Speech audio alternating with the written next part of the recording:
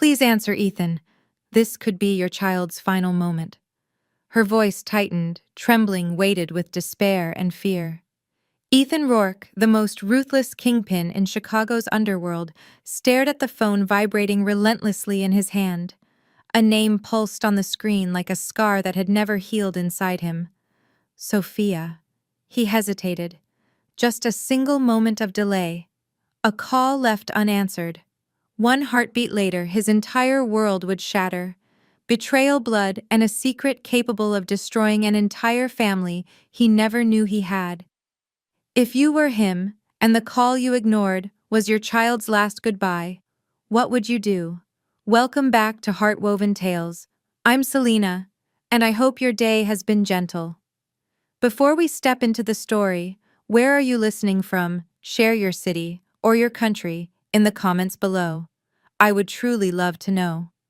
Stay until the end, because today's story is filled with twists, intensity, and emotions you absolutely do not want to miss.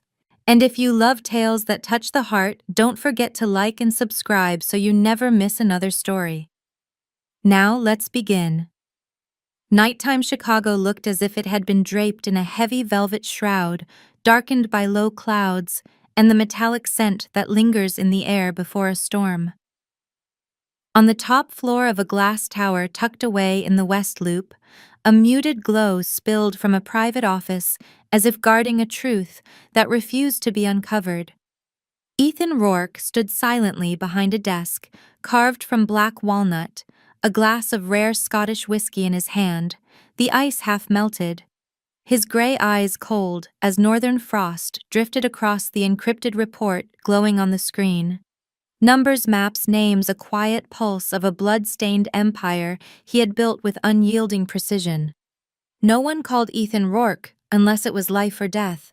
He had no family, no ties, no Sophia. At least that was what he believed. The vibration of the phone cut through the stillness like a blade. He did not look immediately. Ethan Rourke did not respond to instinct.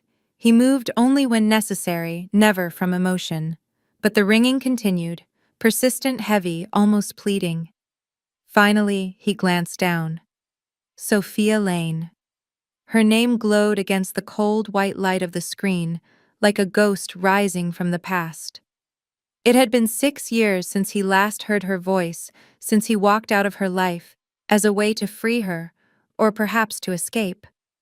Back then, she never knew who he truly was. Never knew how deeply violence and vengeance carved through his world. He left to give her peace, or so he convinced himself. But now, why was she calling? Why now? Why did it feel as though every cell in his body was sounding an alarm, a fatal instinct whispering from within? The phone vibrated once more, then stopped. Ethan tightened his grip around the glass. His hand trembled slightly, a rare crack in the armor of a man who controlled everything around him. He did not answer. He chose silence. And that was the first moment of the night he would spend the rest of his life paying for. Thank you for staying with me through today's story. If you are still listening at this moment, it means you are like me. Someone who cherishes stories that reach deeply into emotion and into the quiet corners of the soul. Don't forget to like, subscribe, and share this video with friends or loved ones. Anyone you believe might also need a story to listen to connect with, and perhaps to heal from. I truly want to know, where are you listening from today? Please leave a comment with the name of your city, your state, or your country below. Every time I read your comments, I feel that this storytelling journey is no longer a solitary path, but something that is slowly weaving itself into many hearts around the world. And if you are ready, I'll see you in the next part of this story, where secrets begin to unfold and tears may fall at any moment. Ethan remained standing there unmoving in a room swallowed by shadows and silence, touched only by the sound of rain beginning to tap against the wide glass panels behind him. The whiskey in his hand was still full, though the ice had long melted without him noticing. He stared at the phone screen that had gone dark, empty now, reflecting only the cold, expressionless shape of his own face. A vague unease crept through his body, the way a slow, poisonous mist might cling to the lungs and heart. Yet Ethan did not move. Outside, thunder rolled in the distance. Inside him, old memories roared just as violently. Sophia. She had once been the only person capable of shaking the walls he built around himself. A young woman living in Oak Park, far from the underworld he belonged to. She loved him before she knew who he truly was. And he left her the moment he realized that loving her meant placing her in danger. He offered no explanation, leaving behind nothing but an absence he had never dared to face. She never called after he disappeared. No messages, no anger, no goodbye. And yet tonight, her name had flashed on his screen for the first time in 6 years. Ethan swallowed hard, feeling a thorn lodged in his throat. He wondered where she was, if she was safe, if she was in pain, and why her voice echoed so clearly inside his mind. Please answer, Ethan. This might be your child's last moment. He closed his eyes and exhaled through his nose, trying to extinguish the invisible panic tightening inside his chest. His child? No, that was impossible. She never said a word, or at least he had never heard her say it. Had she, after all these years, borne a child? His child? Ethan shook his head as if rejecting the very emotions rising within him. No, he could not think that way. He had no right. He was the man who abandoned her, vanished without explanation, leaving her to face the world on her own. How could he allow himself the comfort of concern? But logic could not overpower instinct. Questions flooded his mind like a river breaking through a shattered dam. What if the child was truly his? What if something terrible was happening? And what if this truly was the last time? He turned toward his desk and set down the glass. His palm was damp, though he did not know whether from sweat or from guilt leaking through him like a colorless toxin. He looked at the phone again. The screen remained black. No more calls. The silence now felt more terrifying than the gunfire he had heard during the bloodiest operations of his life. Once again, he saw her name carved in his thoughts, like a burned mark on his heart. Sophia. A gentle name, once the only refuge for whatever fragments of him still resembled a human being. He lifted his hand to call her back, then stopped.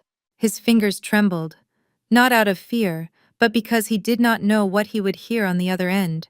Would it be crying, screaming news of death, hatred, or nothing at all? He hesitated, and in that hesitation he realized it was killing him second by second. Ethan was a wolf, always decisive, always striking before his enemies, always one step ahead.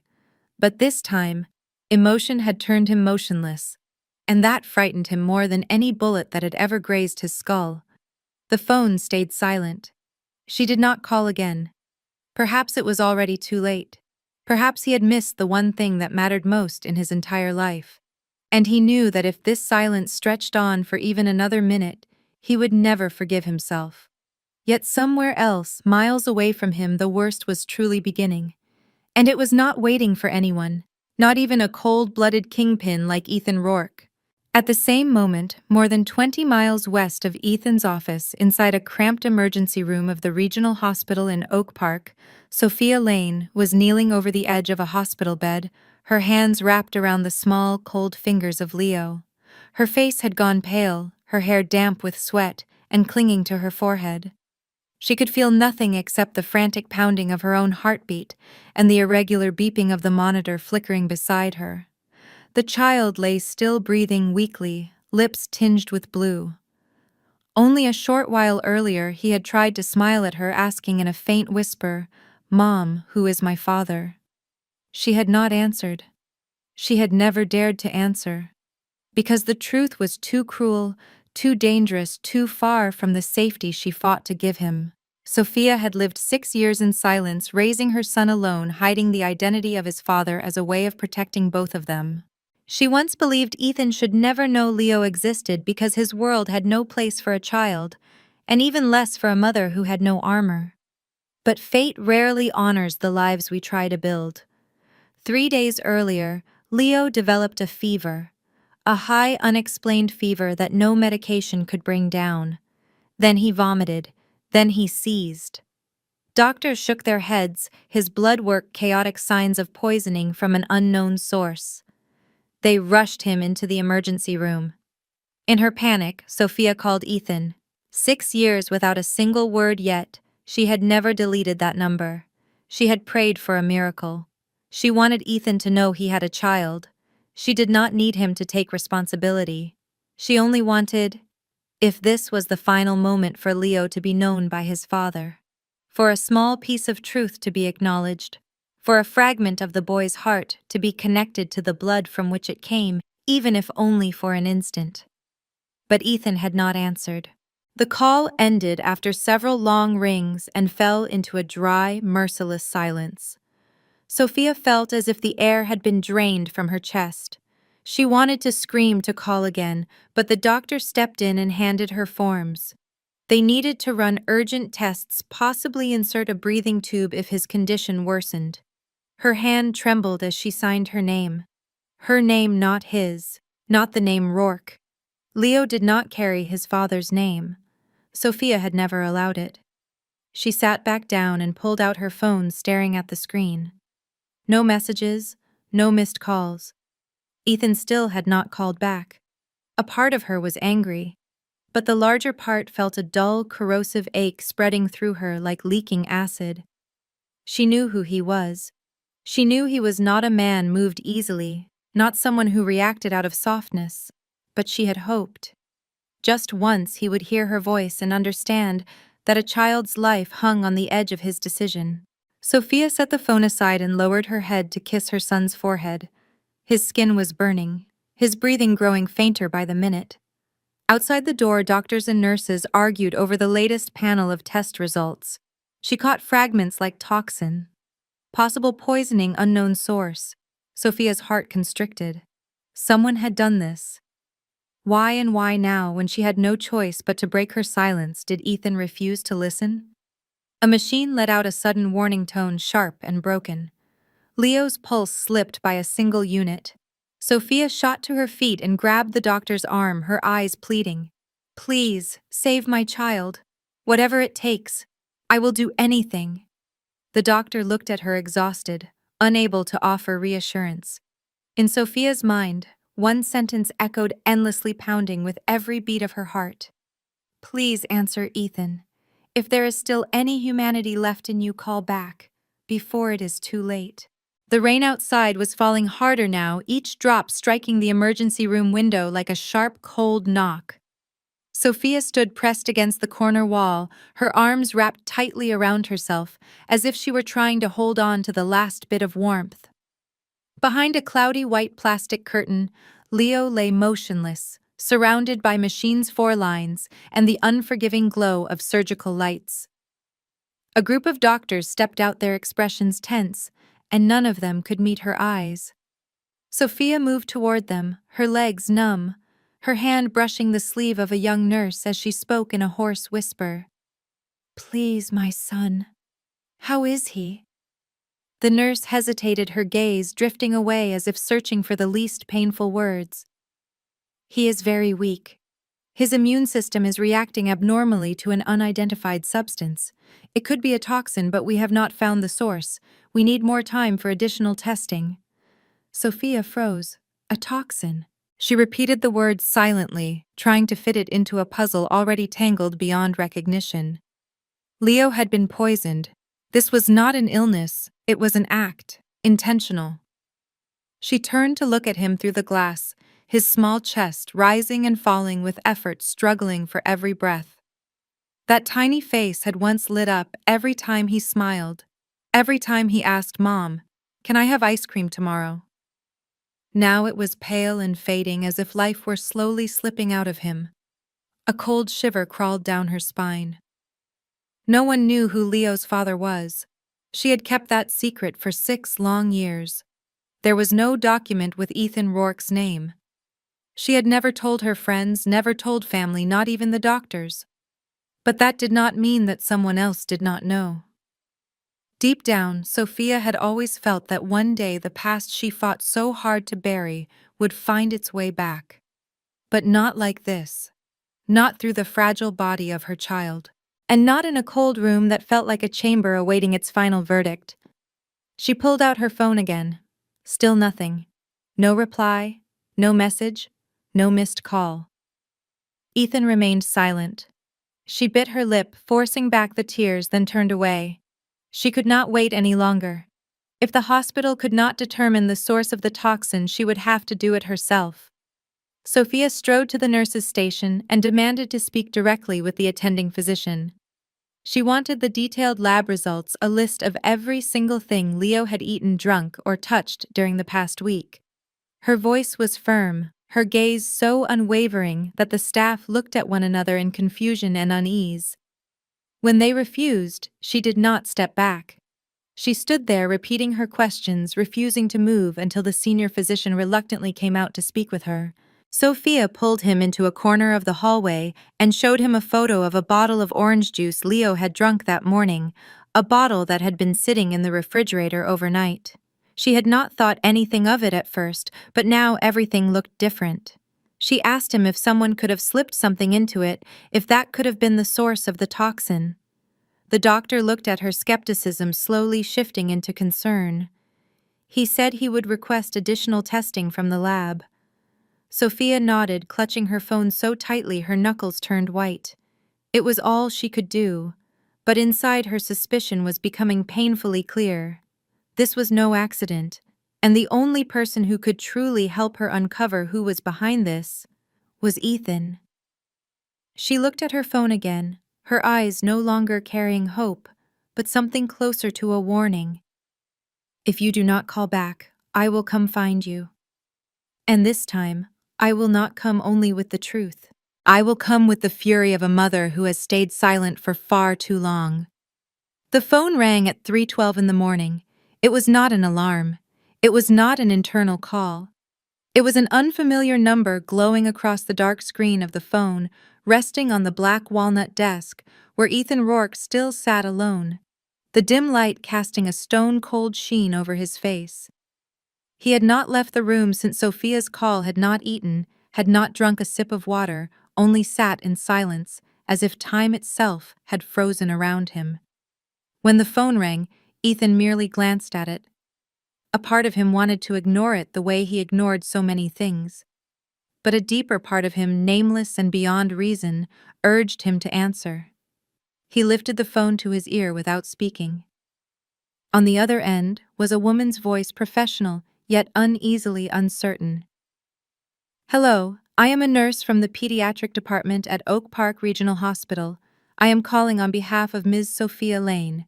Ethan tightened his grip on the phone. His heartbeat thundered through his chest like war drums. His reply came low and rough. What happened?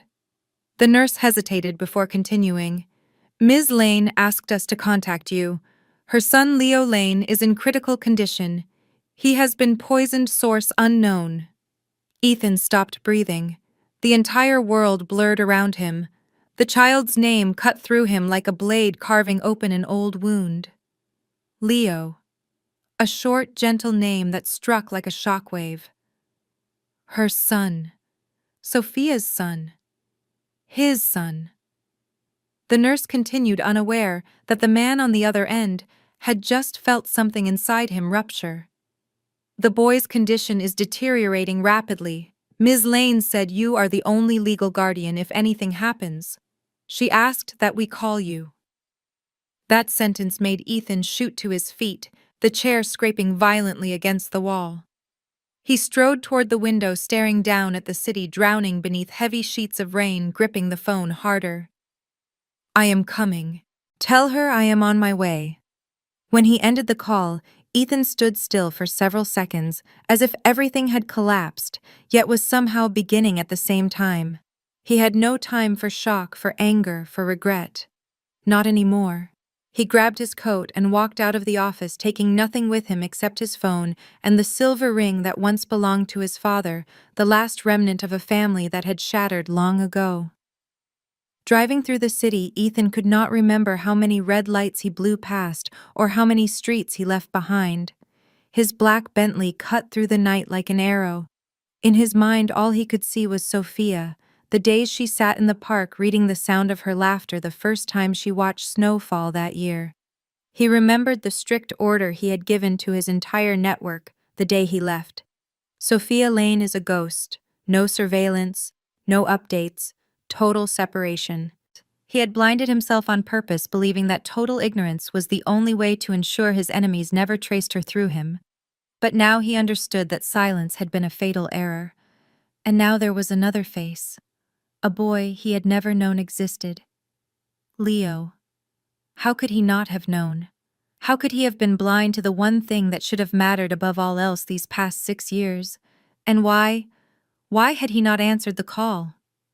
When he arrived, the hospital gate had already been opened. A security guard recognized his car and simply nodded.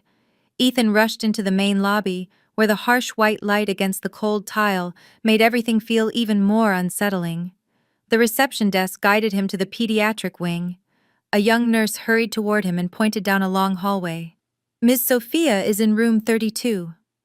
Ethan did not speak. He simply nodded and walked his footsteps weighted with the gravity of his past and the guilt pressing on his shoulders. When he reached the door, it was slightly ajar. Inside, the steady beeping of machines filled the air. He pushed the door open. Sophia stood beside the bed, her back to him. On the bed lay a small, fragile child, thin, pale eyes closed. He did not need to ask. He did not need anyone to confirm it. Ethan's heart knew instantly that the child was his son. And in that moment, everything, every shield he had ever built, every illusion of strength he ever believed in, collapsed entirely. The rain had not stopped when Ethan stepped out of the hospital room, his face pale, but his eyes burning with fire. He had stood beside Leo's bed for nearly an hour, watching the unconscious child lying there with ashen skin-dry lips and hands as cold as ice. Sophia had not cried. She simply sat there holding her son's hand, her gaze empty yet strangely unbreakable. When Ethan touched her shoulder lightly to tell her he would step out for a moment, she did not turn, only nodded faintly. There was nothing left to say. Everything was clear. That child was his, and someone had tried to kill him. Ethan strode through the hospital corridor with his phone pressed to his ear.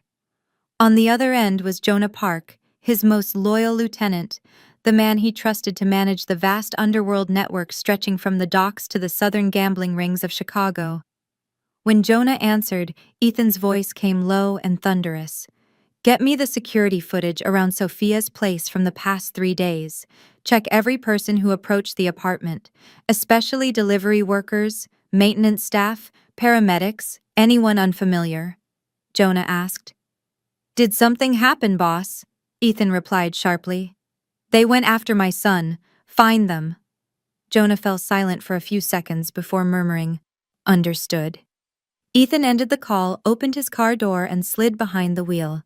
The black Bentley roared to life and shot out of the lot. Rain hammered against the windshield as if the sky itself had turned violent, but the storm inside Ethan was far worse. He did not know who had done this, but he knew one truth. This was no accident, not coincidence. This was a message, a direct strike, and it was a fatal mistake, because no one touched the blood of Ethan Rourke without paying a price. Merging onto the highway, Ethan's hands tightened around the steering wheel. His mind raced through old enemies, crews he had dismantled, men who once swore revenge. But then, one name cut through the chaos with razor clarity. Marcus Delane. A former partner, once his right hand, who betrayed him 4 years earlier before vanishing without a trace. Ethan had spared Marcus then because of Sophia. Because at the time she had been pregnant, though Ethan had never known. But Marcus had known. He always knew. And if there was anyone cruel enough to poison a child and smart enough to do it without leaving a trail, it was Marcus. Ethan activated the Bluetooth and ordered "Call Cassie Central Surveillance Unit." When Cassie picked up, he gave rapid instructions. Track any activity connected to Marcus Delane in the past 24 hours, especially movement in shadow accounts or money funneled into shell companies. If he is in Chicago, I want every step he has taken. The woman replied quickly. Understood. I will start immediately. Ethan ended the call, switched lanes, and headed toward the old warehouse district near the river, the place where he and Marcus once met countless times as allies. Inside him churned a storm of fury and fear. He had once believed he had nothing left to lose, that walking away from Sophia was a form of mercy for both of them. But now he understood he had abandoned the most important part of himself, a family, a son, and the only woman who had ever taught him what it meant to love. The rain grew heavier, lashing the windshield as though trying to hold him back. But Ethan did not slow. This time he was not running from his past. He was hunting it. And he swore to himself that whoever had put Leo in that hospital bed would pay. Not only in blood, but with everything they had ever loved. The black Bentley made a sharp turn at the corner of 35th Street, its tires screeching across the wet pavement, reflecting the flickering red glow of storefront signs lining both sides of the road. Ethan had found no trace of Marcus at the abandoned warehouse district, as he had hoped, nor had the surveillance teams uncovered any hint that Marcus had left the city. The deeper Ethan pushed into the underworld's channels, the more he sensed something was wrong. Every trail was too clean, as if someone had cleared the path in advance. Marcus was not hiding, he was waiting. And meanwhile, Leo was suspended between life and death. Ethan's hands tightened around the steering wheel until his knuckles turned bone white. Every passing minute felt like another blade driven into his heart, every street flashing past his window, a reminder that he had arrived far too late to protect the one thing that mattered most. When the hospital gates of Oak Park appeared ahead, the clock on the dashboard showed 4:17 in the morning. The rain had lightened to a mist, but the air was still thick with cold tension. Ethan cut the engine and stepped out. His suit still carrying the faint scent of gunpowder from another life, now blurred by the rain. He moved through the main hallway, each step echoing sharply in the quiet. A hospital at night was never noisy. It felt like a place suspended between life and death, where every emotion was compressed into the tight breath of someone waiting for news that could break them. Ethan headed straight for the reception desk, where a nurse from the previous shift immediately stood upon seeing him, recognizing the look in his eyes. She spoke softly, almost in a whisper, out of respect for the severity lingering in the emergency ward. Leo is still under critical observation. The doctor is waiting for you. Please come with me. Ethan nodded and followed her through a long, narrow corridor that seemed to stretch on endlessly, the fluorescent lights above flickering rhythmically in a way that made one want to shout just to break the suffocating stillness. When they reached the attending physician's room, the door swung open and Sophia was already inside. She wore a thin, hospital-issued coat, her hair tied back hastily, her face pale, but her eyes unwavering, fierce, with the defiance of a mother holding on to her child one fragile second at a time. No tears, no trembling, only resolve. Their eyes met, and for a moment time slowed. No words were needed, no explanations. They understood each other through the shared pain that weighed on both of them. Ethan stepped closer, his voice hoarse, strained with cold and fury. Any news? Sophia handed him a newly printed lab report, the ink still fresh. Ethan scanned it quickly. A single chemical compound appeared 3 times an extremely rare substance nearly extinct on the market. Ethan knew exactly what it was. A toxin Marcus had used in an internal purge years before, detectable only through a triple-layer deep analysis. Only Marcus. And this was his message. Sophia whispered, barely able to remain standing. I tried to keep Leo away from everything. I did everything I could. Ethan looked at her, and for the first time in 6 years, he had no words. No apology could reach far enough. No reason could erase the agony in her eyes. He simply reached out and took her hand, gripping it gently. We will not let our son die. I promise. She did not speak, but for the first time she did not pull her hand away. And in that moment, a nurse rushed toward them breathless. "The doctor needs both of you in the emergency room now. Leo's condition is worsening." Ethan released her hand, his eyes darkening. He turned and strode swiftly toward the familiar room where a small heart was fighting for every second of life. And this time he would not walk away again. The emergency room doors burst open, the sharp white light slicing into the hallway like a gleaming blade. Ethan and Sophia rushed inside, their hearts threatening to split apart as they saw doctors and nurses crowded around the small bed in the center of the room. The monitors beeping filled the air, each uneven, piercing sound, announcing how thin Leo's life had been stretched, trembling like a frayed thread.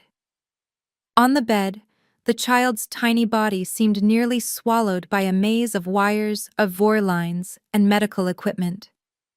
His face was ghostly pale, his lips bluish, his eyelids barely closed, as if he were slipping into a dream with no path back.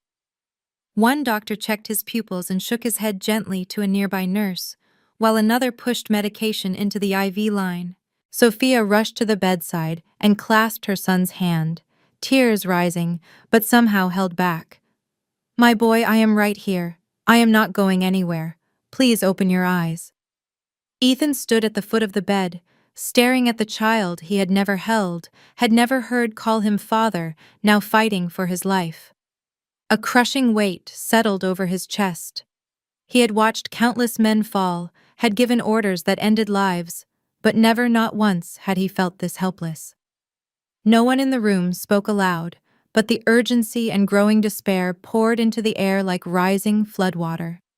Suddenly, the heart monitor let out a string of erratic tones, the waves on the screen thrashing violently.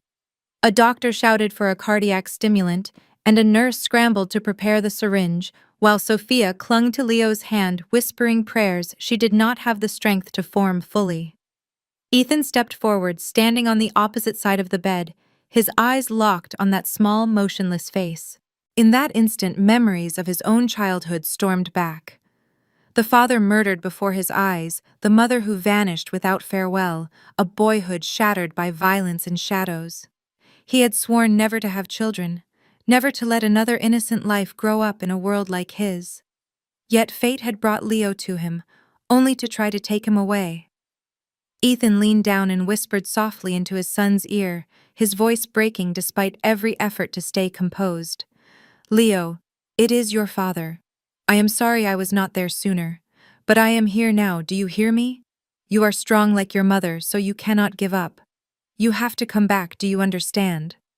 For a moment, he thought he felt Leo's fingers twitch, but no one could tell whether it was real or just a desperate illusion. The lead physician turned to Sophia, his tone heavy. "We are doing everything we can. But if he does not stabilize within the next 15 minutes, we will need to prepare for advanced resuscitation. The risk of neurological damage will be extremely high." Sophia nodded, too drained to protest, her hand gripping her son's, as though loosening her hold would let his life slip away. Ethan straightened, something shifting in his expression, the anguish hardening into resolve. He pulled out his phone and dialed a secure number. When the call connected, his voice was cold metal. "Jonah, I need Leo's blood samples sent to a private lab immediately. Not through the hospital. I do not trust them. Use the underground network if you have to. I want to know exactly what is killing my son." Jonah did not ask questions.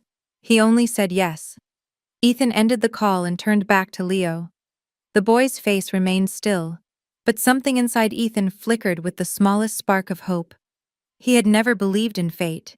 He had never believed in miracles. But this time he prayed that a miracle was real, and he would fight for it with everything left inside, a man who had long been told he did not possess a heart. Ethan stood motionless beside the hospital bed, his eyes fixed on the small face sinking into a painful, heavy sleep. Every fragile breath Leo struggled to take tightened Ethan's chest as though an unseen hand were crushing his ribs. No one in that room knew that the cold, unshakable man who once haunted the darkest corners of Chicago's underworld was now battling a shock greater than any bloodshed he had ever survived. He could not stop looking at his son. Every tiny detail of that face, the long lashes, the delicate bridge of his nose, the wide, innocent forehead, twisted something deep in Ethan's heart. Not because of their resemblance, but because of the fierce, unfamiliar ache rising inside him, an emotion he had never allowed himself to feel before love. A love without a name, without preparation, without reason.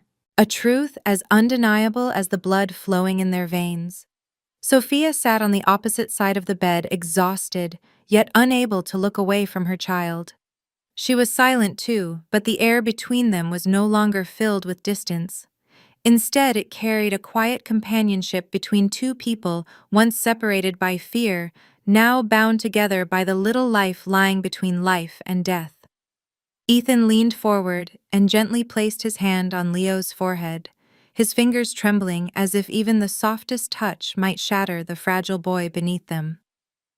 A sudden wave of memories surged through his mind, images he had never lived a child in a stroller.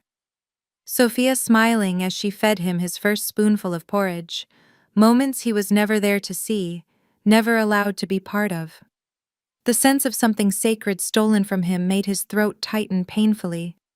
Sophia's voice came softly hoarse from hours without rest.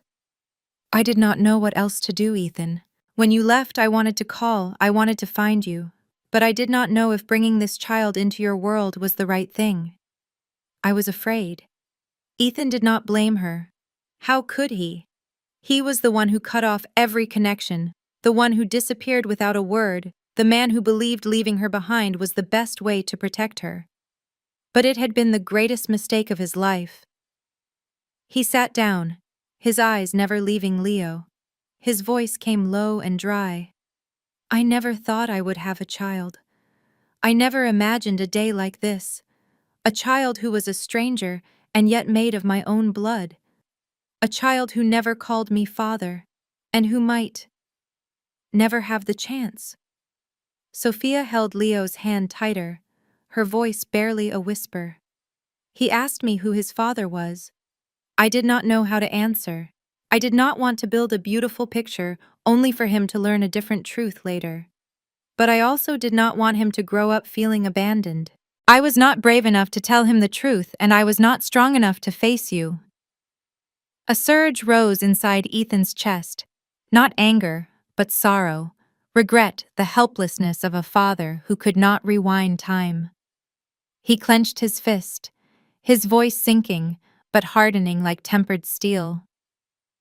"From this moment on, I will not leave him again, no matter what it takes, no matter who I have to face. Leo is my son, and I swear I will protect him with everything I have, even if it means returning to the life I tried to escape." Sophia did not answer, but when she looked at him, her eyes carried no blame for the first time in years. And in that same moment, the heart monitor emitted a sound that was different, clearer, stronger. Both Ethan and Sophia turned toward it. On the screen, Leo's heartbeat had risen by a single unit. Not much, but it was the first sign. And it was enough to make a father who had never known he had a child let silent tears fall for the very first time. The steady rhythm of the heart monitor echoed through the stillness of the intensive care unit, each faint beat like a fragile drum holding on to the last strand of life. Ethan sat beside the bed, his large hand wrapped around Leo's small ice-cold fingers. Sophia stood on the opposite side, her eyes never leaving her son's pale face. In that moment, they were no longer two people wounded by the past, no longer the broken remnants of a love long buried. They were a mother and a father, and between them lay everything. A long, piercing beep shattered the silence, tightening Sophia's chest like a fist. Ethan snapped his head up. On the monitor, the wavering heartbeat suddenly flattened into a single unbroken line. No more intermittent beeps, only one long, haunting tone. The death line. Sophia screamed, "No, no, please. Doctor." Her voice cracked, as if her throat had been crushed, her legs giving out as she collapsed against the edge of the bed. Ethan shot to his feet, eyes wide, unable to believe what he was seeing. A nurse slammed her palm onto the emergency button. The door burst open moments later, a medical team rushing in with a crash cart, syringes, and a defibrillator.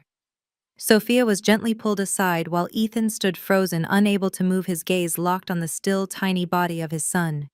His mind went blank. His limbs turned numb. A part of him died the moment that straight line appeared. A doctor shouted, "Stand by. 1, 2, 3." The first jolt made Leo's small body lift off the bed, then fall limp again. No response. The second shock. Still nothing. Ethan stumbled back a step as if struck by an invisible blow. He could not breathe. Sophia lay curled on the floor, her hands covering her face, her shoulders shaking violently. Ethan looked at everything through a haze, as though watching from behind frosted glass. He could no longer hear the doctors, clearly could no longer smell the sterile bite of antiseptic, could no longer feel the cold fluorescent lights overhead. He saw only his son lying there unmoving, while electric shocks fought desperately to pull him back from the edge of nothingness. The third shock hit. A moment stretched as long as eternity passed. And then on the monitor, a flicker of movement. A single spike of rhythm. A beep returned. Soft. Thin. But real. A doctor shouted, "We have a response. Continue monitoring." The heart rate began to rise again. Slow, frail, but alive. The room seemed to breathe again. Ethan stood unmoving, tears slipping down his face without his noticing. Sophia pushed herself up from the floor, her trembling hand reaching blindly for the bed's edge. They did not speak. They did not embrace. They did not collapse in sobs. They simply stood there watching the child who had just crossed a threshold from which many never return. Ethan did not know if Leo would wake. No one could say whether the boy would carry permanent scars. But he was still here. He still had a chance. He still had hope. And that alone pulled Ethan back from the abyss. He knew he had arrived too late. But he also knew that from this moment forward, he would never allow anything to harm this child again. Not an enemy. Not the shadows. Not a single mistake he had ever made. Because the father within him had awakened. And he would never return to the man he once was. Dawn had begun to break when Ethan stepped out of the hospital room, his face hollow, his shoulders sagging as if an invisible weight had been pressing on him through the entire night. Leo was still alive, still breathing, though only barely, but in Sophia's vacant, exhausted eyes, and in the taut, brittle silence of the doctors, Ethan understood that survival was only a temporary victory. The real battle had not yet begun. Out in the hallway, Jonah was already waiting, his coat drenched with rain, his eyes shadowed with tension. Without greetings, without preamble, Jonah handed Ethan a small metal box. Inside was a glass vial containing a pale amber liquid. It had come from the private laboratory Ethan trusted above all others, delivered overnight through a discreet network. Ethan opened it, staring at the vial as if looking long enough would reveal the entire truth lurking inside. The toxin had been identified as an extremely rare variant of atropine fused with an extract from water hemlock, a compound used in ancient European assassinations. It carried no scent, no taste, dissolved seamlessly in liquids, and left nearly no trace unless examined through a triple-layer analysis. Ethan narrowed his eyes, his voice dropping into a grim murmur. Only one man is reckless enough and intelligent enough to recreate this. Marcus Delane. Jonah nodded. And there is something else. The lab detected traces of a rare enzyme found only in a type of reagent your old organization used for internal purge missions. It cannot occur naturally, which means this toxin is not just a warning, it is an accusation. Ethan stood still for several seconds before turning to Jonah. Can we trace the original batch? Who made it? Who transported it? Jonah shook his head. Everything went through an intermediary, no names, no locations. But there is something strange. Before this toxin reached whoever ordered it, it was tested at a pharmaceutical lab in New Jersey, owned by Elvin Pharmatech. Ethan's brow tightened. Elvin. The name had never been tied to the underworld, but he knew better than to believe in coincidences. Behind a polished pharmaceutical giant could be anything. And if Marcus had ties to Elvin, this was no longer a personal vendetta. Footsteps echoed softly behind them. Sophia approached holding a hospital printout in her shaking hands. She said nothing, only handed it to Ethan, her eyes carrying pain and a simmering fury barely held back. Ethan took the page, scanned it, and felt his heart plunge into a silent abyss. In Leo's blood there were traces of an unfamiliar microorganism, something far more insidious than toxin alone. A biomedical test sample never publicly released, an incomplete synthetic virus. Leo had not only been targeted for assassination, he had been used as an experiment. Ethan crushed the paper in his hand, the crumpling sounding like metal grinding against metal. He looked at Sophia, his voice rasped and raw as corroded steel.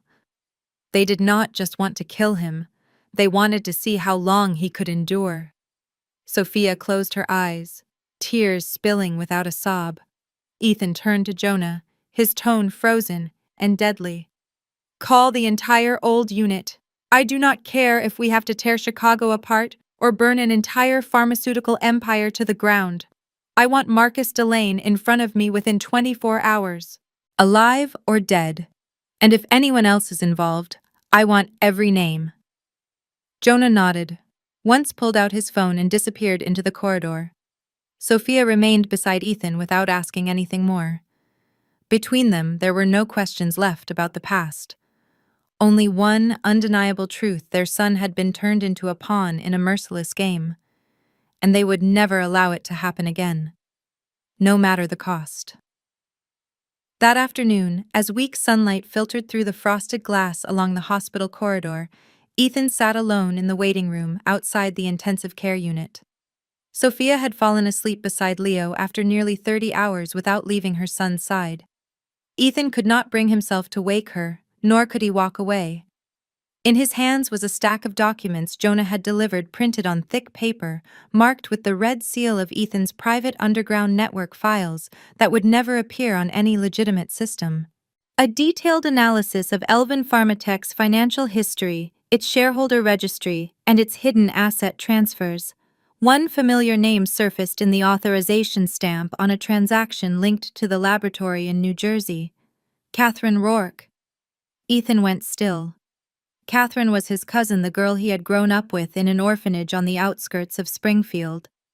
After he left the orphanage and descended into the underworld, she was the only person he kept in contact with, the only one he trusted enough not to sever completely. Catherine had chosen a different path. She studied biochemistry, became a researcher, always saying she wanted to create something that saved people, not destroyed them as Ethan once did. But why was her name embedded in the systems of a corporation tied to the toxin that nearly killed Leo? Ethan felt his chest tighten painfully. Impossible. Catherine could not have done this. She was the last family he believed he could trust. But he knew better than anyone that the most dangerous enemy was always the one closest to you. He picked up his phone and called Jonah.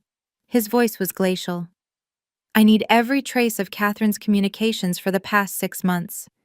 Emails, phone calls, financial transactions, travel records, even fingerprints if necessary. Leave nothing out.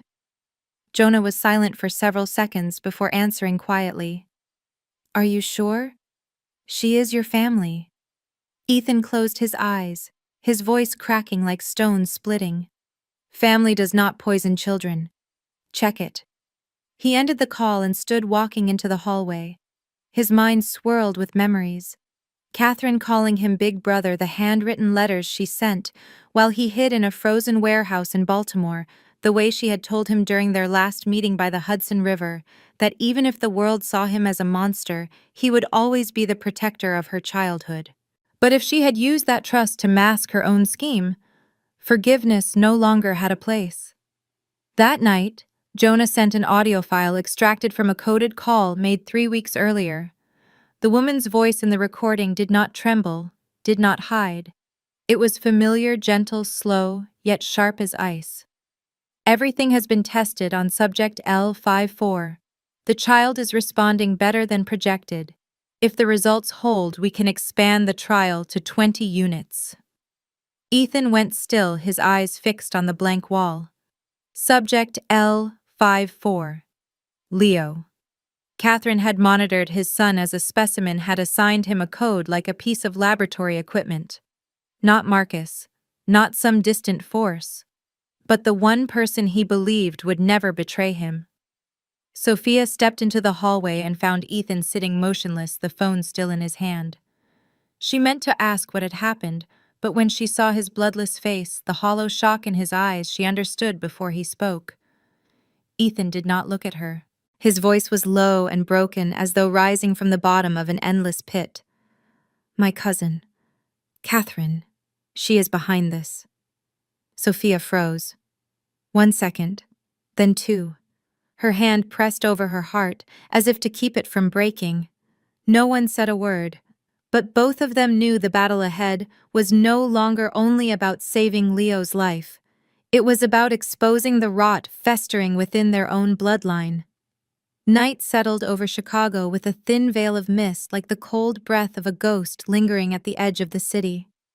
Inside the hospital, the corridors gradually emptied, leaving only the steady hum of machines whispering like the passage of time.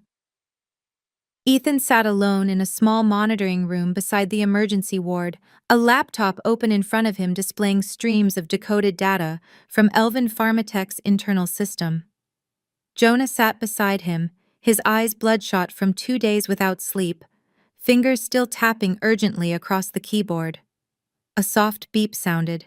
Jonah frowned and opened a newly extracted folder. An audio file. No known source, no identifiable IP address, as if it had been sent from nowhere. Jonah looked at Ethan, awaiting a command. Ethan nodded. Play it. The distorted noise that followed was tangled with a woman's voice, low and steady, despite the static unmistakable even through the interference. Catherine.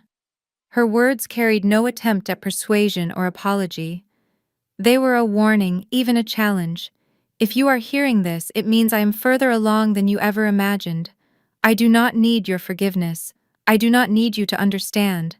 I only need you to know that Leo is the key. Not just for me, for everything this world is about to face. Do not try to save the boy unless you are ready to confront the entire truth. And do not think I do not know you are tracking me. You will not make it in time. The message ended with a soft laugh cold enough to chill bone. Jonah cursed under his breath, his face going pale. Ethan said nothing, but his eyes darkened, sinking deep like a collapsing star. He rose and walked out of the room like a gust of icy wind. Down the hallway, dim golden light stretched toward the far end where Sophia stood with her back against the wall, holding a notebook of Leo's latest vitals, updated by a nurse. When she saw Ethan approaching, she moved as if to step toward him, but the look in his eyes made her stop. No words were needed. She knew something had shifted. Ethan came closer, his voice rough and solid as stone. Catherine sent a message. Not an apology, a threat. She knows we are tracking her. And more importantly, she believes Leo is the key to something far larger than a child's life. Sophia gripped the notebook so tightly her knuckles whitened. Fear mingled with rising anger in her eyes. A child fighting to survive, and someone dared to turn him into a pawn in a diseased game. Ethan nodded. It is more than experimentation. It is part of a larger plan. A strategic move. And Catherine is not acting alone. She has a network. She has power. She can manipulate data, erase trails by entire systems. Jonah rushed over, breathless. More data came through.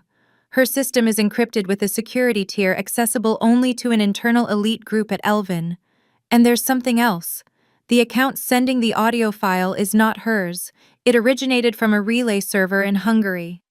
Ethan narrowed his eyes. Hungary was one of the major transit points for the illegal bioweapons market. That meant Catherine was not just a link. She was a coordinator. Or worse, the center of it. Sophia spoke softly as though trying to steady herself. What about Leo? What can we do? Ethan looked at her, his eyes filled with unshakable resolve. We find her entire network. Track it from Elvin to Hungary, to every collaborator. And before Catherine can strike again, we end this. That night, Ethan never left the hospital. He sat beside his son until dawn, his hand wrapped around Leo's small fingers, watching the slight flutter of his eyelids, the faint sign of life returning. He knew the battle ahead would be brutal, but he was no longer the cold, solitary kingpin he once was. He was a father, and a father does not retreat when his child is in danger, not from enemies lurking outside, and not from the shadows within his own blood. The early morning rain tapped sharply against the glass panels of the 13th floor corridor as Ethan walked with heavy yet purposeful steps. In his hand was a blueprint of the hospital's internal hallways and technical sublevels, something Jonah had just hacked from the maintenance server. Catherine had been right in her recording. He would not make it in time. And that meant something had already been set in motion here, not elsewhere. The hospital was no longer safe. Ethan had said nothing to Sophia. He simply told her to stay by Leo's side and not leave the room under any circumstance. She had not asked for an explanation. In his eyes, she finally saw what she had never understood 6 years earlier. When Ethan chose to protect someone, nothing in the world could stop him, not even himself. Jonah waited at the stairwell 1 floor below. They avoided the elevators. If Catherine truly had someone inside the central control system could be hijacked at any moment, Jonah muttered as he pointed to the tablet showing irregular heat signatures in the southeastern technical wing. That area was supposed to be shut down for repairs 2 days earlier, yet there was movement. Ethan nodded, pulling out the small handgun tucked beneath his coat, the weapon he had not touched since he walked away from his old world. Their footsteps echoed softly through the long, cold corridor, where flickering fluorescent lights pulsed like the heartbeat of something dying. At the door to the technical room, Jonah paused, crouched and took out a small device. Magnetic lock. I can open it. 20 seconds later, the door clicked open. A wave of damp air mixed with chemical fumes drifted out heavy and suffocating, like the stench of betrayal that had not yet dispersed. Ethan stepped inside, first gun raised. The hallway leading toward the maintenance sector stretched like a dark labyrinth. A few meters ahead, a single bulb flickered, cutting the space into trembling slices of light and shadow. Machinery hummed in the distance, the steady breath of some hidden beast waiting beneath the building. Suddenly, a figure appeared at the far end of the hall. Ethan motioned for Jonah to stay back, then pressed himself against the wall, moving with silent precision. The man did not wear a nurse's coat and carried no hospital badge. In his hand was something resembling a medical cooler, the type used for transporting biological samples or specialized drugs. Ethan approached, his breathing slowing like a predator zeroing in on its prey. When only 10 meters remained between them, the man stopped and turned his head slightly as though he had known Ethan would come. The face was familiar. Trent. One of Marcus Delane's former underlings, a man Ethan remembered sparing during an operation in Seattle. And now he was here carrying something that could be the final threat to Leo. Ethan did not ask questions. He did not issue warnings. He fired. The bullet sliced through the air and struck Trent's left shoulder, sending him crashing to the ground and the cooler skidding across the floor. Jonah rushed forward, seized the cooler, and checked inside. 3 unmarked vials sealed with specialized medical tape. Trent writhed on the ground, blood spreading across the old tiles, yet he was laughing as though victory were already his. Ethan crouched, gripping the man's collar, his voice a low growl. Who else? How many people are inside? Trent gasped, then hissed through clenched teeth. Too late, Ethan. She already has what she needs. And now, all of you are just bait. A small explosion echoed from somewhere deep in the building, the sound carrying through the ducts from the direction of the main corridor where Leo's room was. Ethan and Jonah locked eyes, their hearts stopping for a breath. No words were needed. They turned and ran, sprinting back through the cold white maze of the hospital, racing against time and against a truth rising from the shadows to meet them. The shrill scream of alarms cut through the hospital corridors as Ethan and Jonah sprinted back from the technical wing, each pounding footstep echoing like a violent warning against their ribs. The air was thick with antiseptic, and faint smoke drifting from the small explosion on the 13th floor, mingling with the rising panic of medical staff scattering in every direction. But Ethan did not slow, did not ask, did not glance back. Every step he took was a step closer to the edge of life and death. When they reached the main hallway, Leo's room stood empty. The door was wide open, a long scrape marking the floor and leading toward the emergency stairwell. Sophia was gone. Leo was gone. For a heartbeat, a low, animalistic growl tore through Ethan's chest as though something ancient and feral clawed its way to the surface. Jonah pointed at the hallway camera feed that had just come back online after the earlier blackout. On the screen appeared Catherine dressed in a fake nurse's coat, pushing a gurney with Leo's small body, hidden beneath a thin blanket. Sophia walked beside them with her wrists bound, her mouth sealed with medical tape, her eyes blazing with anguish and defiance. The final destination on the footage was the rooftop access. Ethan did not hesitate. He snatched the gun from Jonah's hand and sprinted toward the service elevator. His mind was a storm. Catherine, his cousin, his blood. The girl who once called him Big Brother with bright admiration was now pushing his child toward the edge of the world with her own hands. When Ethan burst through the rooftop door, cold air slammed into his face like a blow. Wind roared across the wide concrete stretch, sending dust and distant birds spiraling beneath a sky the color of tarnished steel. At the center stood Catherine, the gurney behind her, and 3 armed men forming a protective circle. Sophia was bound tightly, her mouth sealed, her eyes full of fury and despair. Ethan raised his gun. Above them, the heavy rhythmic thrum of an approaching helicopter cut through the wind, descending toward the helipad. Her extraction team. But as Ethan stepped into the light with his weapon raised, the pilot hesitated, saw the trap, and banked the aircraft sharply away, abandoning her to the storm. Catherine watched her escape vanish into the clouds, then turned back to Ethan. She spoke, her voice low and steady. "I always knew. You were never going to let that child fall into anyone's hands." Ethan said nothing. He looked at Leo instead. The pale little face, the closed eyelids, the faint breath that seemed ready to dissolve into the wind. Catherine stepped forward, and her eyes no longer held the warmth he remembered, but the conviction of someone who believed entirely in her own righteousness. "I did not kill him. I saved him. No one else saw what I saw in Leo's DNA. He is the first subject to survive the sequence of trials. If we continue, we could cure dozens of hereditary diseases. I am creating the future." Ethan tightened his grip on the gun, his voice a low rasp. "You call this the future after binding a child and pumping poison into his veins. You call this ethics. Did you ever look into his eyes? He is human, not a product." Catherine stood silent for a long breath, wind tugging her hair and revealing beneath her coat the small elven insignia pinned to her scrubs, the final confirmation of her betrayal. "I had no choice. Marcus is dead. Someone had to continue the work, and I cannot let emotion disrupt the outcome." Ethan stepped closer. His gun remained trained on her, but his eyes carried not only rage, but something breaking inside him. Pain, devastation, a sorrow sharp enough to cut bone. His voice lowered. "You always have a choice. You could still choose to stop.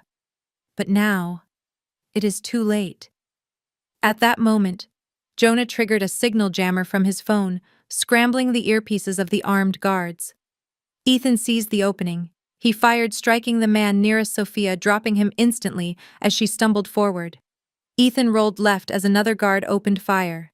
In under 15 seconds, 2 of the 3 armed men were down. Catherine screamed, "Stop!" Ethan froze, though his gun was already leveled at her chest. His eyes glistened, but his hand did not shake. "Drop your weapon, Catherine, please." For a moment she hesitated. A flicker of something familiar passed through her eyes. But then she stepped back and reached for a device strapped to her wrist. Ethan fired, One single shot, it struck her left shoulder, sending her crashing to the cold concrete. Jonah rushed forward and restrained her as Ethan ran to Leo's side. The boy was still breathing. Sophia collapsed around her child, shaking with relief, tears streaming unchecked. The battle on the rooftop was over, but its consequences were only beginning to unfurl. Ethan lifted his head to the gray horizon. The wind swept across the rooftop, carrying with it the bitter weight of everything he had been forced to do to protect the people he loved, and for a truth that could never be forgiven. Blood from Catherine's wound spread slowly across the cold gray concrete, seeping into the cracks like a painful reminder that every choice extracts its price. She groaned, her eyes filled with disbelief and fury at having been shot by Ethan, the man she once called her brother. Ethan did not look at her. He knelt beside Leo, placing his hand over the child's chest as if trying to catch the rhythm of a breath already slipping toward the edge of silence. Sophia trembled as she tore at the bindings on her wrists, her tears falling onto Leo's pale face. The wind swept across them, threading through their disheveled hair, as though attempting to carry away the heavy fog of loss suspended between life and death. Jonah approached quickly, handing Ethan the signal transmitter before restraining Catherine and disabling the device on her wrist with a single coded sweep. He muttered, checking the readout. "This isn't just a data wipe, it's a remote detonator for incendiary charges inside the building, likely planted in their archive room to burn the evidence if she got caught." He looked at Ethan. "We stopped the signal just in time. Whatever she was hiding is still down there intact." Ethan said nothing. He lifted Leo into his arms. The child's body feather light, his breath so faint it almost dissolved against Ethan's chest. His steps were heavy as he carried his son off the rooftop and back toward the emergency unit, where a specialized team had already been summoned the moment Jonah triggered the internal alert. Sophia stayed close behind him, her hand wrapped around Leo's small fingers, refusing to let go. The three of them moved like soldiers retreating from a battlefield, bringing home the one most gravely wounded. Catherine, bound tightly, was dragged behind them like a betrayer stripped of all illusions. Inside the emergency bay, the machines came alive the instant the doctors took Leo from Ethan's arms. They worked with swift, practiced precision, as if they had been preparing for this moment all their lives. Ethan stood outside the glass, his stare frozen, never leaving the fragile body inside. Jonah arrived from the hallway and handed him a folder. Inside were the decrypted files extracted from Catherine's device before she could wipe it. Ethan flipped through the pages, stopping at a strange symbol repeated across every document, a circle crossed by 3 diagonal lines, the emblem of a secret order he believed had dissolved decades earlier. Brave Mind, an organization buried beneath layers of pharmaceutical companies, one that had conducted human trials in South America and Eastern Europe. Ethan exhaled through clenched teeth. Catherine was only the surface. She believed herself to be the center, but she was merely another tool. Jonah nodded, his voice low. "It looks like she was given resources, but she was not the one in charge. Someone higher is pulling the strings." Ethan looked toward the surgical room where Leo was still fighting for every heartbeat. He tightened his grip on the folder, then turned to Jonah.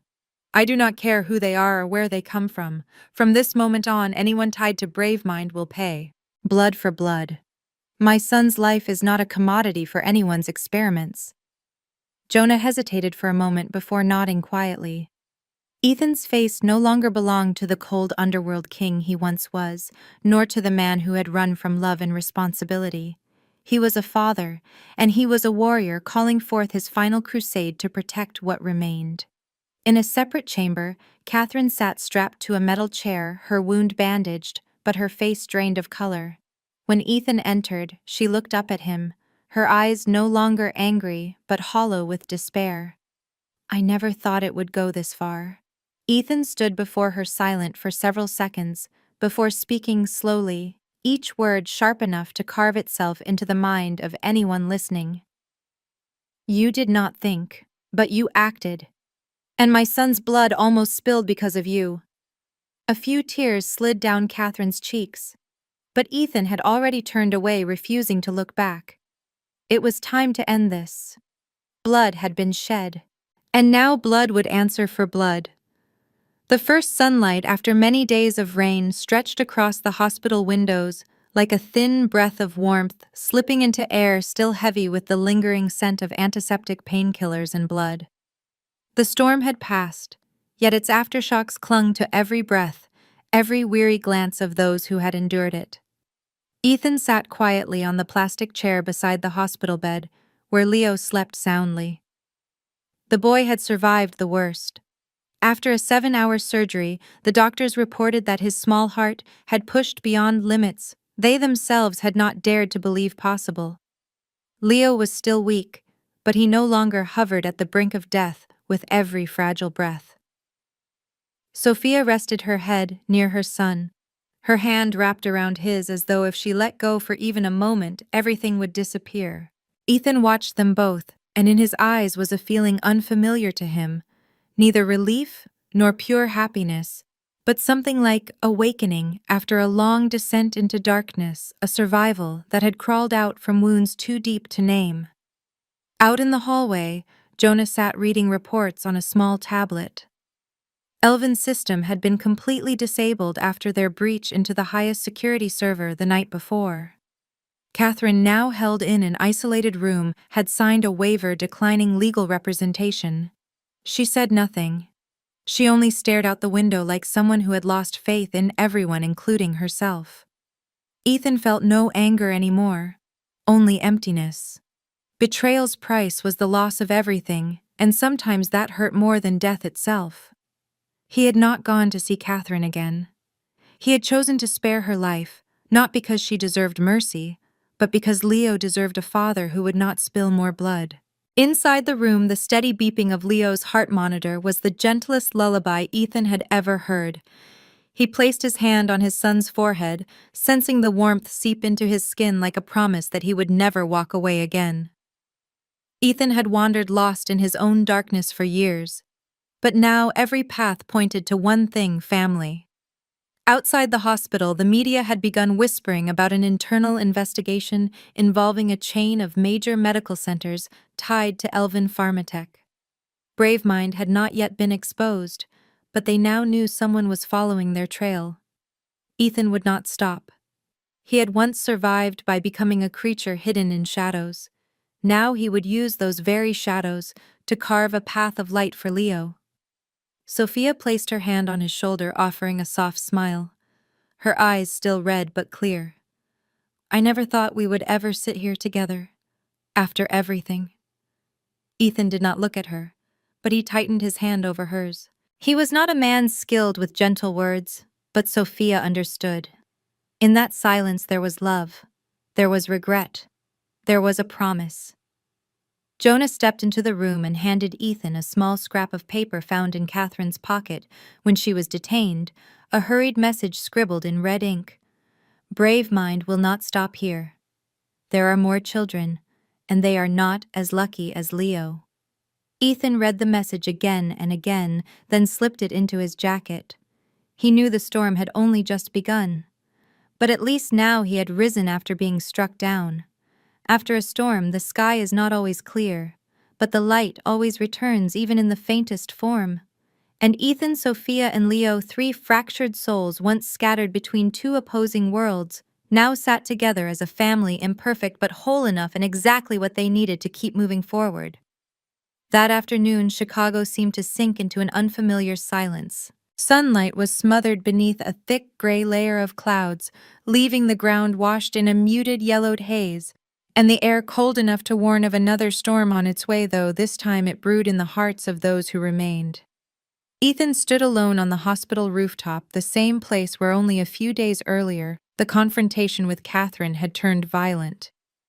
At his feet, the old streaks of blood had long been washed away, yet in his mind every moment returned with painful clarity, as if it had just happened.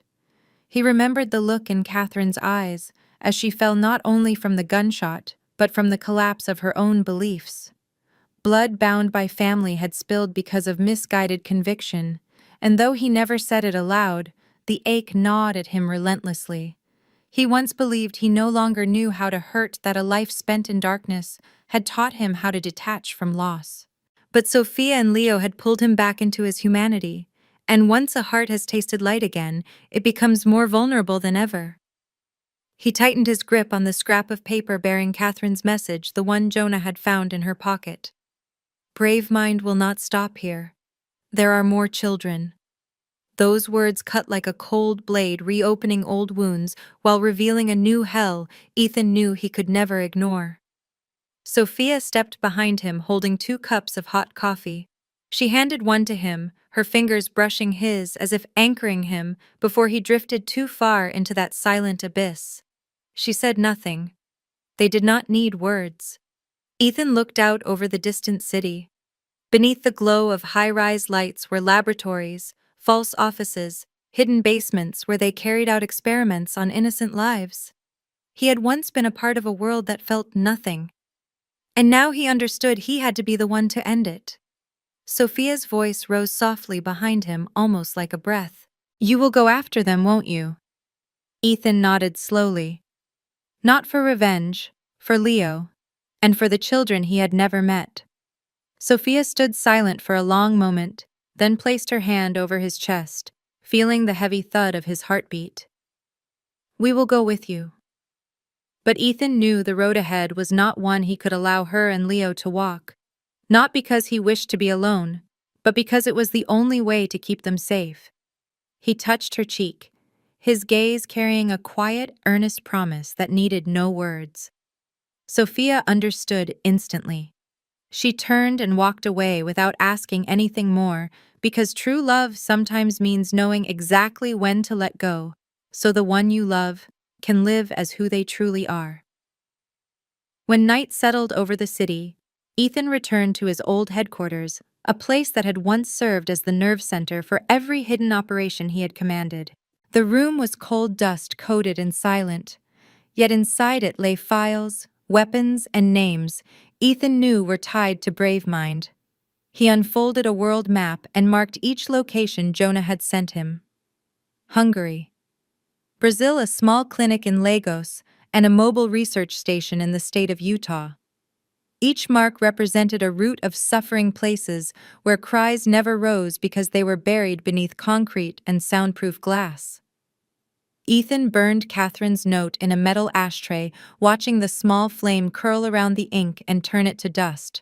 But the fire inside him did not fade. It flared with love stolen from him, with pain left unanswered, with the memory of Leo's fragile breath and the grief in Sophia's eyes. Blood had been spilled, but fire would consume every last one of those who believed life could be measured and manipulated like a laboratory commodity. And Ethan would be that fire. Not for the past, but for the future. It was late at night when Sophia returned to the hospital room after a brief call with the head physician. Leo was still asleep, his cheeks slightly rosier, his breathing weak but steady. The lights had been dimmed to a gentle glow, leaving only the soft illumination of the monitor, and its quiet beeping that pulsed through the room like a lullaby meant to soothe the darkness. Sophia sat beside her son and placed a hand on his forehead. The stillness was so complete that she could almost believe the chaos had finally ended, that the pain and betrayal and gunfire and blood had all been sealed behind the closed door. But then, the door eased open. A young nurse stepped inside. Small, slight, her brown hair tied neatly, her face unremarkable, except for the fact that she was the same nurse who had changed Leo's sheets that morning. Sophia nodded a greeting but kept her gaze on her son. The nurse checked the machines, wrote a few numbers on the chart, and then stood still beside the bed as if struggling with a decision. She glanced down the hallway, then leaned close to Sophia's ear and whispered rapidly, I was too scared to speak before. But now that Catherine is caught, her cleanup crew is coming. The police are distracted on the roof, but Elvin's private security is entering the lower levels disguised as maintenance. They are going to scrub the archive. You have 10 minutes. Sophia spun around, eyes wide, her heart pounding so hard her chest felt tight. She tried to speak, but the nurse was already stepping away, her eyes bright with fear layered over determination. Before slipping out the door, she left a folded piece of paper tucked beneath the monitor. Sophia picked it up and unfolded it. Inside, a shaky, handwritten message read, Old East Wing, 9th floor. The area marked under renovation. It is actually Elvin's private archive. Go now. No name. No identifying mark. Only the faint smell of fresh ink and letters that trembled as if written by a desperate hand. Sophia looked at Leo, then toward the hall. Terror slid down her spine in a cold wave. It felt like all of this was only the beginning. Ethan was downstairs where he had just finished meeting with a former security specialist who once worked for Elvin. When he received Sophia's message, he sent only 2 words. Do not go. But Sophia knew that if there was a chance to uncover answers before they were erased forever, that moment was now. And if she did nothing by morning, those answers and the people behind them might disappear, as if they had never existed. She waited 10 minutes until the shift changed. Then, moving with a quiet swiftness born of fear and resolve, she pulled the blanket up over Leo, set a stuffed bear on his hand to disguise her absence, and slipped through the door. The hallway was empty. She crossed the administrative wing and slipped into the service elevator, pressing the button for the 9th floor. When the doors opened, a cold draft hit her face, making her shiver. This floor was officially listed as the Elvin Oak Park Research Partnership Unit, currently closed for structural repairs. Heavy plastic sheets and hazardous construction signs blocked the main view, creating a perfect blind spot. Sophia walked, her heartbeat loud in the silence. Her footsteps echoed until she reached the end of the hall, where a heavy reinforced door marked Authorized Personnel Only. Biohazard Level 3 waited. It had been left slightly ajar in the chaos. She pushed it open. The fluorescent lights flickered to life, revealing shelves of records, drawers, and a safe left ajar. Inside were dozens of small glass vials, each filled with a colorless liquid, each labeled with the handwritten names of children. On top was a file bearing the name Leo Rourke, along with ultrasound images, genetic analyses, and a documented timeline of injection trials. Sophia felt her legs give out beneath her. She leaned against the wall, clutching her chest to quiet the sob rising in her throat. The truth lay here, raw and monstrous, worse than any nightmare she had dared imagine. And if the nurse was telling the truth, Leo was only one among dozens, perhaps hundreds of children being used as test subjects. She took out her phone, photographed everything, and sent it with a single message to Ethan. You need to see this. As she turned to leave, a dark silhouette flickered across the frosted glass of the lab door. Someone had seen her, and time was starting to run out. Ethan reached the 9th floor only a few minutes after receiving Sophia's message. When he found her, she was pressed into a shadowed corner of the hallway, breathing hard, her face drained of color. She handed him her phone filled with photographs of chemical vials, medical files, and handwritten notes, and with only a single glance, he understood the gravity of what she had uncovered. But what made his hands clench until his knuckles turned white were the names on the list. Not just Leo. Dozens of children, most marked as missing or no longer traceable. Children who had been experimented on, who might already be dead or living somewhere in darkness, monitored, hidden, groomed for a purpose brave mind called medical progress. Ethan had never felt such fury. Not only because of Leo, but because innocent lives had been reduced to codes in a system treated as tools instead of human beings. Outside, alarms blared across the hospital. Someone had triggered a lockdown. But Ethan knew Bravemind's time had run out. Jonah had already sent the information to the press, the FBI, and a group of independent investigative journalists. What Sophia had found was the final piece needed to expose the entire network. By the next morning, every major news channel was running a special report about leaked files revealing unethical experiments on children. Elvin Pharmatech's name was plastered across every headline. A federal investigation was launched. And in the middle of the media storm, Ethan stepped back. He did not need the spotlight. He only needed Leo to live and grow without fear. In an emotional press conference, Sophia told her story. She never mentioned Ethan. She spoke of mothers who had no idea their children's blood had been taken, injected with unknown substances, of sleepless nights spent listening to cries they could not understand. And she urged every parent to trust their instincts because sometimes one simple question could save a child's life. Leo was discharged after 2 weeks. The boy wrapped his arms around Ethan and Sophia as they stepped out of the hospital doors. In his hand, he carried his old stuffed bear, and around his neck hung a small star-shaped pendant Sophia had given him to remind him that he was always protected, always loved.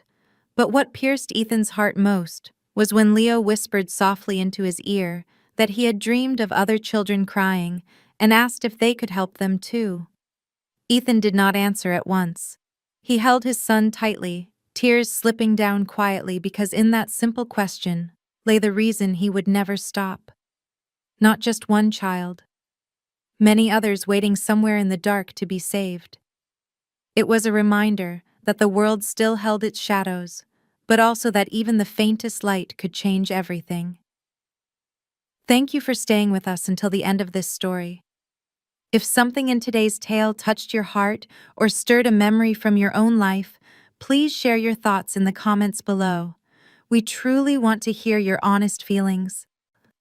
Have you ever endured a deep loss or found yourself helpless as someone you loved was in danger? What would you do if you were the one forced to choose between safety and justice? Your stories are what inspire us to continue sharing powerful and meaningful narratives like this. Do not forget to like, subscribe, and share our channel so that each day you can welcome a new story to reflect on, to smile at, or simply to listen to. You are watching Heart-Woven Tales, where every story is woven from emotion and compassion. We will see you in the next video. Wishing you good health, a peaceful life, and days filled with meaning. Goodbye for now, and take care.